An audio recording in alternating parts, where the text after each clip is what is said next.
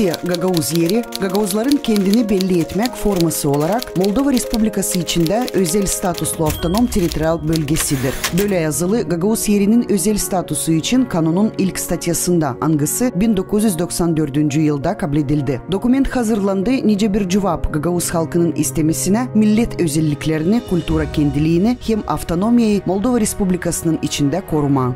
Problematica Gagauziei a fost abordată, de fapt, în 1989, când s-a început mișcarea națională în Republica Moldova.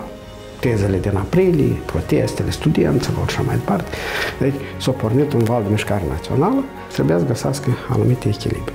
Și, într-adevăr, problemele în Gagauzia erau, sociale, economice și culturale, erau destul de, spunem, acute. Între timp apare problema 92, conflictul din regiunile din stânga Nistului. Deci apare un parlament. Deci în 93 iarăși se formează o comisie la nivelul Parlamentului și se abordează iarăși problema statutului de autonomie Gagauziei. Cea mai mare discuții au fost anume pe dimensiunea autonomiei. Cât de largă autonomia trebuie să fie. Kompromisi hem kararları bulma adayine uzun diskusiyalar yapıldı. Pe această lege, proiect de lege care s-a lucrat mult, s-a dezbătut foarte mult, câteodată destul de aprins, se discutau. Erau delegații din partea găgăușilor care veneau în cadrul comisii parlamentare și abordau și argumentau necesitățile.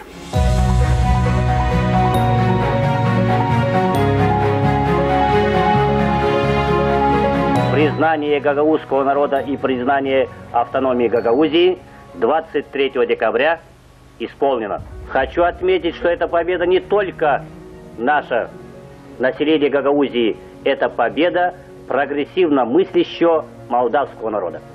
Gagavuz yerinin özel statusu için kanunu verir kolaylık Gagavuzya'ya belli edili kompetensiyalar uğrunda kendi başına politika, ekonomika hem kultura ilerlemesi soruşlarını çözme. Kanuna göre Gagavuz dili bölgenin ofisyal dili olur. Onun niyeti Gagavuz cümlesinin kultura özelliklerini koruma hem ilerletme. Ondan kare Gagavuzya'da ta iki ofisyal dil var. Avtonom bölgesinin bayrağı hem gerbi de belli edildi. Mahsus status için kanuna göre Gagavuz Avtonomiyasının kanun kuran kuvveti halk topluluğu olur. Tamamlayıcı kuvvetleri başkan hem bakanlık komiteti. Bu iki strukturaların politika, ekonomika hem kultura soruşlarını çözmek hakları var. Dış politikası hem devleti koruma strukturaları merkez kuvvetlerinin hakkı. Bu takım devletin bütünlüğü hem bağımsızlığı korunur. Bununla beraber kanuna göre avtonomiyanın var hakkı pay alma Moldova'nın dış hem iç politikasında Gagavuzya ile ilgili soruşlarda. Bu kanunun kabul edilmesi Komrat hem Kişinyov arasında anlaşmamazlıkların